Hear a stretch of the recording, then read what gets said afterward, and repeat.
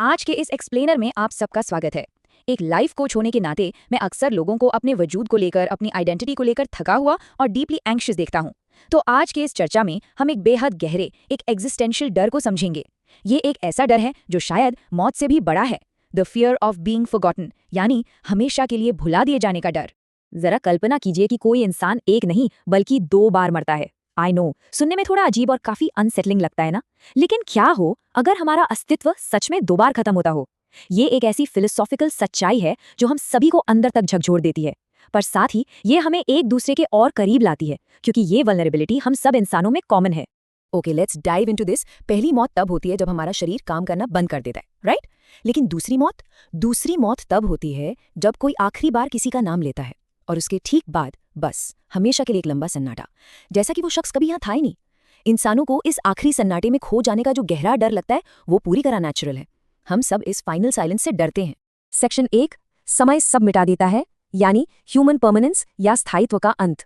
एक बहुत ही कड़वी सच्चाई ये है कि वक्त एक अल्टीमेट इरेजर की तरह काम करता है। आज हम अपनी जिंदगी पूरी तरह जी रहे हैं, 100 साल बाद शायद कुछ ही लोग हमारी यादें सहेज कर रखें, लेकिन 500 साल बाद एक पूरा का पूरा वंश, पूरा ब्लड लाइन भुला दिया जाता है।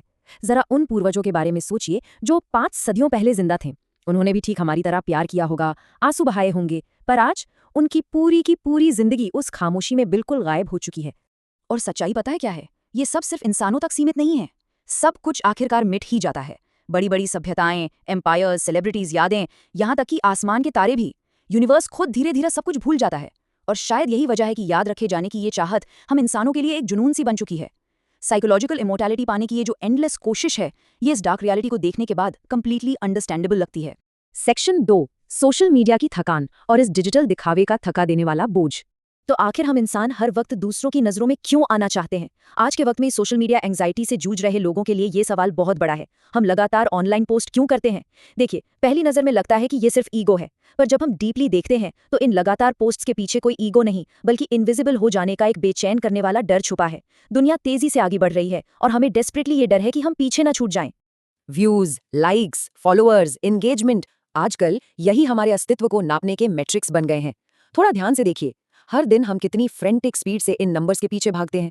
इस डिजिटल शोर में हम इन मैट्रिक्स का इस्तेमाल बेसिकली ये साबित करने के लिए करते हैं कि हे, मेरा वजूद मायने रखता है। हम पागलों की तरह अपने होने का प्रूफ ढूंढ रहे हैं। एंड दिस ब्रिलियंटली इलिस्ट्रेट्स हमारी आज की सच्चाई को। अगर किसी पर ध्यान नहीं दिया जाता तो ऐसा लगने लगता है जैसे उसका कोई वजूद ही नहीं है। ये लगातार विजिबल रहने की कोशिश एक टेरिबल इमोशनल एग्जॉशन पैदा करती है। हम कांस्टेंट डिजिटल विजिबिलिटी को लिटरली अपनी एग्जिस्टेंस मान लेते हैं, जो कि सच में हमें अंदर से पूरी तरह थका देता है। सेक्शन 3, अपनी लेगेसी यानी विरासत की जिद छोड़ना और सच्ची इमोशनल आज़ादी का रास्ता। लेकिन जहां डर है वहीं मुक्ति का रास्ता भी है। एक तरफ है एक परफेक्ट ऑनलाइन आइडेंटिटी मेंटेन करने की गहरी थकान, यानी एसेंशियली जीवन का नाटक करना, परफॉर्मिंग लाइफ। और दूसरी तरफ वर्तमान में ठीक इस मोमेंट में ऑथेंटिकली जीने की शांति। जो इमोशनल आज़ादी आने वाली सदियों तक याद रखे जाने की उस लेगेसी वाली एक्सपेक्टेशन को ड्रॉप कर देने से मिलती है ना, वो किसी और चीज़ में मिल ही नहीं सकती। ये सच बहुत ही चुभने वाला पर डीपली प्रोफाउंड है।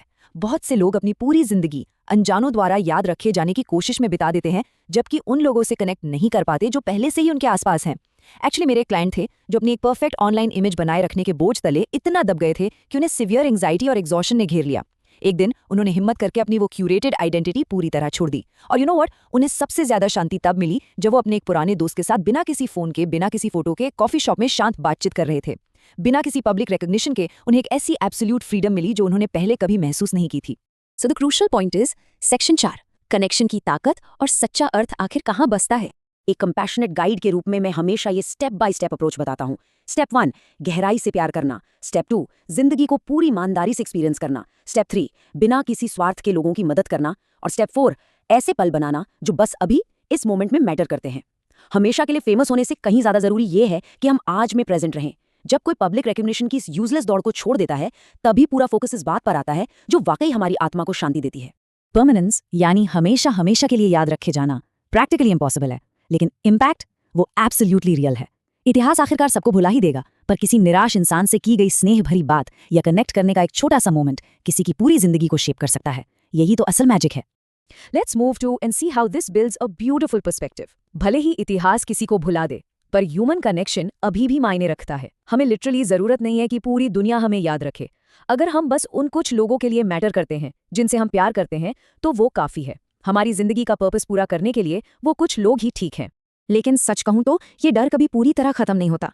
ये अनसेटलिंग सा डर कि एक दिन हमारी आखिरी फोटो देखी जाएगी, हमारा आखिरी मैसेज फाइनल टाइम खोला जाएगा, ये बेचैनी कहीं ना कहीं दिल के किसी कोने में जरूर रहती है। और ये एकदम नेचुरल है। हमें अपनी इस वल्नरेबिलिटी को स्वीप अंडर द रग नहीं करना है, बल्कि इसे एक्सेप्ट करना है। क्योंकि अंत में सच यही है, एवरीवन फेड्स। हर कोई धीरे धीरे मिट जाता है। थोड़ा वक्त लीजिए इस बात को सिंक इन होने के लिए। इस रियलिटी में कोई हार नहीं है, कोई जजमेंट नहीं है। समय सब कुछ क्लियर कर देता है और यही इस यूनिवर्स की एक धीमी और पक्की चाल है। लेकिन इन सब के बावजूद हमारे अंदर की वो प्यारी सी थोड़ी डेस्परेट ह्यूमन डिजायर कभी नहीं मरती। आई वॉज हियर, यानी मैं यहाँ था, हमारा अस्तित्व मायने रखता था। यही प्रोवोक करने वाली सोच हमें यहाँ और आज में पूरी शिद्दत से जीने की इंस्पिरेशन देती है। तो दोस्तों, आखिर में बस एक यही सवाल रह जाता है, जब हम यहाँ थे तो क्या हम वाकई में यहाँ थे?